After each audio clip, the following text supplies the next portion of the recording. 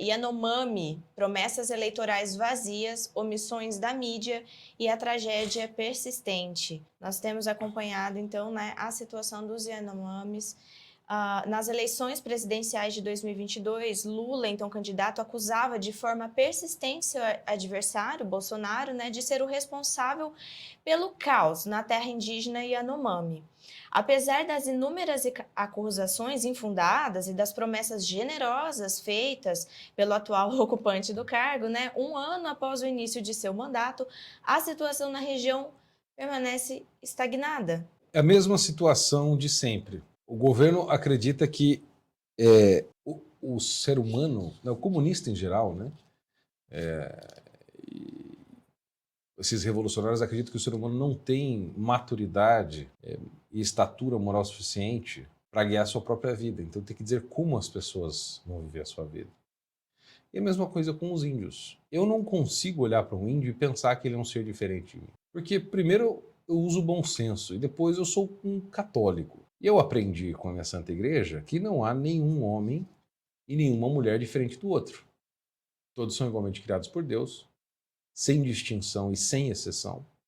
E todos são dignos do mesmo respeito, do mesmo amor, da mesma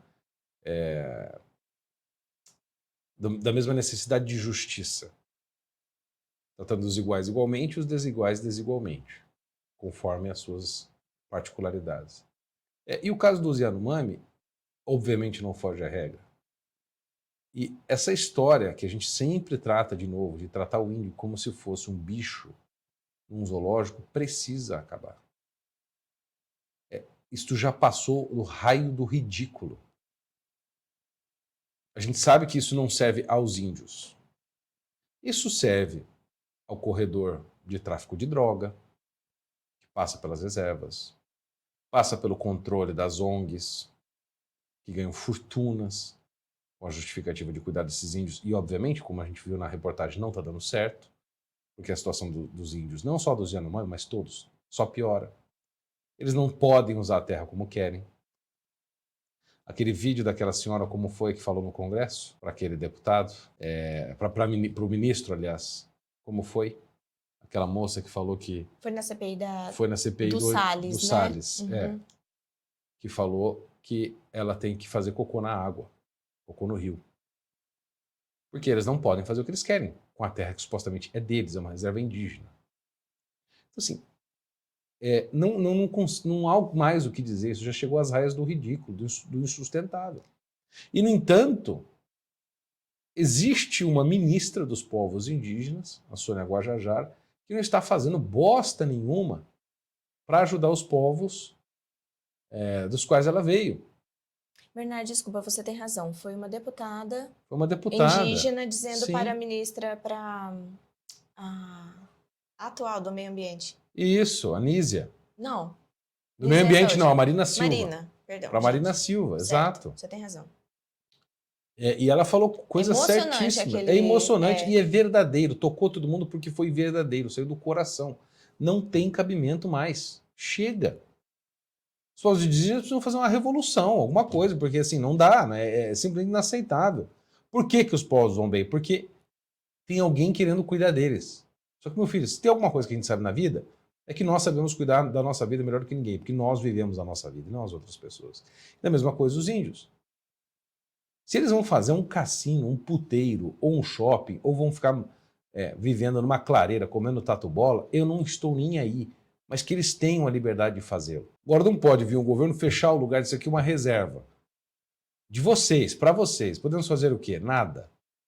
Que isso? Ela disse que eles não podem ter armas para se defender de onça. E esse foi o motivo, né? Ela fala, a gente faz cocô na água, porque se a gente fizer na terra, a onça sente o cheiro e vem nos matar e a gente não pode ter arma, porque o governo não permite que os índios tenham arma para se defender dos bichos. Então, eles têm que viver, como ela falou, como eles viviam quando o Dom Pedro Álvares Cabral chegou aqui. Então, quando falam que nós, conservadores, somos retrógrados, só que mentira, porque ser conservador não é querer conservar tudo apenas pelo prazer de conservar. Significa que nós vamos conservar o que presta e desprezar o que não presta. O conservadorismo é a política do bom senso, da prudência. É a reta razão de agir. A gente vai fazer o que é bom, o que funcionou e o que está funcionando. O que não estiver funcionando, nós vamos mudar, nós vamos modernizar. E pronto, nós não temos problema nenhum em avançar. A questão é o que este avanço vai significar, etc. Por isso que o Russell Kirk chamou muito bem da política da prudência. Prudência é saber agir retamente em cada situação. Não avançar pela necessidade de avançar. Nem sempre o progresso é a resposta. Mas neste caso, obviamente é. Principalmente o progresso da liberdade, coisa que todos os regimes totalitários e pré-cristãos odiavam, a liberdade individual. Quem concedeu aos povos a liberdade como um fruto da conquista dos corações e das almas foi a igreja. Porque assim, uma sociedade livre, Ana, isso é importante dizer, uma sociedade só é livre se ela conquista a sua liberdade. A liberdade nunca começa numa sociedade. Toda sociedade que começa, ela é rígida, ela é dura, cheia de regras, etc. e tal. Uma vez que a sociedade está bem, vamos dizer, cristianizada, sadia, madura, ela tem liberdade. É igual criança. Por que criança não tem muita liberdade? Porque ela não tem sabedoria, ela não tem inteligência, ela não sabe se localizar no mundo, ela não controla o seu próprio corpo, ela não sabe se expressar, se defender, ela não sabe orientar o próximo. Ela não sabe evitar os perigos, ela não sabe prever os perigos, fazer um justo juízo da situação concreta, objetiva que está na frente dela. Portanto, a criança precisa ter pouca liberdade, ou quase liberdade nenhuma. O bebê tem liberdade zero. Ele come quando a mãe bota o peito, ele dorme na hora que a mãe bota para dormir, ele não veste o que ele quer. E conforme a gente vai crescendo e evoluindo, o nosso grau de liberdade vai aumentando. Se você enlouquece, o que acontece? Nas boas épocas da humanidade, prendia-se a pessoa. Né? Botava-se num sanatório, né? No que era chamado de hospital também antigamente. Né? Botava numa casa de louco, numa casa de pinel. Porque aquela pessoa não pode usufruir de uma liberdade sem ter condições para exercê-la. Porque a liberdade, como explicava o Olavo, ela é uma proporção. Ela é vamos dizer assim, uma medida de meios de poder. É aquela coisa, minha liberdade começa onde a tua termina, é exatamente isso. Os meios de ação que eu posso fazer as coisas, tudo que eu posso fazer, é a minha liberdade. Quanto mais poder eu tenho, mais liberdade eu tenho, em tese. Você tem que saber usar isso. Agora, se você é um maluco com uma metralhadora na mão, você tem que ser parado. Porque você tem os meios, mas não sabe exercê-los. E da mesma maneira, os Yanomamis. Qual que é a diferença objetiva de um Yanomami para uma pessoa que vive na cidade? Nenhuma.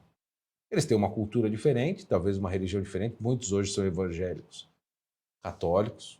Outros não têm religião nenhuma, outros só querem usufruir a vida. Mas, bem, antes livre do que nas mãos do Estado. Seja ele de direita, esquerda, não importa. Mas eles têm o direito de ter a mesma liberdade que os outros cidadãos têm. Ainda que a nossa liberdade no Brasil seja pouca, seja pífia, seja precária, limitada e, principalmente, restrita a certos círculos. Mas ainda assim existe alguma liberdade que eles não usufruem. Que angústia você ter a terra e não poder usar. Deve ser um horror isso. Isto é desumano. Isto é retrógrado. Não, esse tipo de coisa que tem que ser dita. Não, queremos liberdade econômica. Não, meu filho, não me interessa se vai ter liberdade econômica, se vocês vão crescer, se vão contribuir. Não quero saber isso. Eu quero saber o seguinte. Eles não estão tendo o mesmo direito que nós. As mesmas oportunidades que nós, como ser humano que precisam. Agora está lá na Guajajara, vivendo em Brasília, andando de jatinho, fazendo cocô na privada, comendo muito do bom e do melhor, viajando o mundo, tendo assessores, ar-condicionado, carro, lençóis de seda e sei lá mais o quê, enquanto os amigos dela lá estão cagando na água. Isso é o típico comunista, entende? Então assim, eu como diria o Alborguete, eu estou com o meu saco na garganta dessa história. É muito triste mesmo. A esquerda ela é muito boa para apontar, não é? Então, essas questões sociais, todas essas, mas na hora de agir, então, é sempre tornando eles refém, toda essa galera refém, para ser o discurso deles nas próximas eleições. Né? É um fantoche ideológico, só isso. Você tira do armário, usa para fazer propaganda, bota no armário de novo. Mas a realidade está ali acontecendo e essa tragédia está se dando sobre esse povo. Exato, né? Não estão nem aí. Não estão nem aí. Isso é muito revoltante. Uma sociedade de cordeiros forma governo de lobos. Né? Exato, exatamente.